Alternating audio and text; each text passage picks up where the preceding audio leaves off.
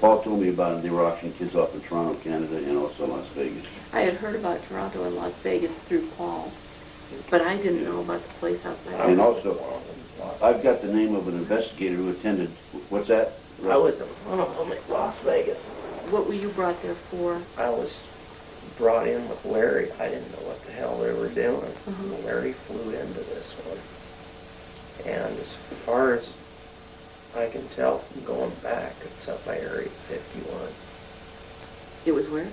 It's up by Area 51. Oh, by Roswell? Yeah, no. Roswell's in New Mexico. New Mexico. This is up, was it north of Las Vegas? Yeah, I read Indian it. Springs and... Indian Springs, I think it is. I Were you read it. absolutely shocked when you got in there? I was shocked, but I didn't dare say anything. Oh, no. You know, How they were many kids did they auction that night?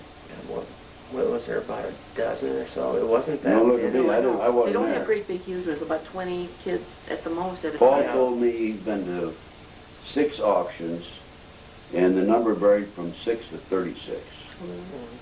And they were Toronto and Las Vegas. And then I have an investigator on another case who's been to Lincoln at the barn. And I had a tip on an auction at the barn one night, and I called John. He started going up and down the road. And I was told later by a source that the deputy sheriff's radio dispatcher is into the satanic movement. And then when the call went out, check on this barn, they dispersed the auction. There's supposed to be a huge compound off of 80 West, just west of Lincoln. Yeah. With surveillance cameras looking so they can see who's coming, armed guards into the garden gates and some satanic type deal. But the lady in Connecticut was telling us about. How far out east of Lincoln, or west of Lincoln? It's the ways. Well, she said it's just west of Lincoln before, and then once you get west of Lincoln, you got what's that, Grand Black, you got nothing between there. Yeah. But it's got to be a hilly Didn't you area. mention Norfolk? Or North? North Platte. North Platte. No, not North Platte. There's another town. I've had survivors send me maps. You know, I'm a one-man army. I can't do It's these. huge. There's a big one in Pennsylvania, and I've got the one in Pennsylvania. I've got a map of all that. This one's in Nebraska. It's off I-80. Yeah. And there's even somebody was telling us that the first rest area or something after Lincoln is the gathering point where they pick them up, take them, and then get from that rest area to the compound. They just drop them off on the interstate. Was the first one after one of the rest areas right after Lincoln was Sandy was telling us that. Jerry found that out. You're right. It did come from Sandy. Yeah. She said that one of the rest areas there was a dropping point for. It's big. Yeah, you need to talk to Sandy. Yeah. I think it was Sandy. Let me get through this first. And my 3 books. Well, I meant if you want some of her stuff for this tape. Well, this is Sandy, isn't it? Curador.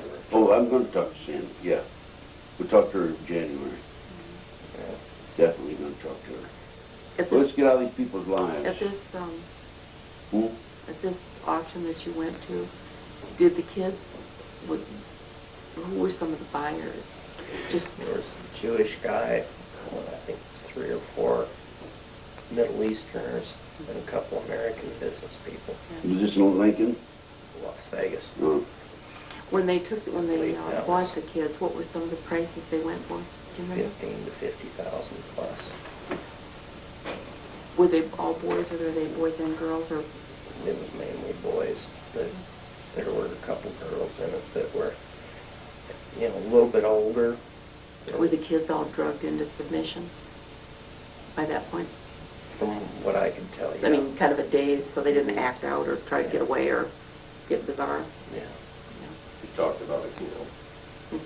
A lot. Everybody's talked about Aquino. The fact that his ex-wife or somebody's been, what's her name, Linda Blood's been calling and trying to. We didn't talk about the fact that Linda's been calling me, or did call me asking me if I was sick yet. I don't know if you want to include that or not. Sure. Go ahead. He's over there. Go ahead. She's a troublemaker, but you know. Oh, she is.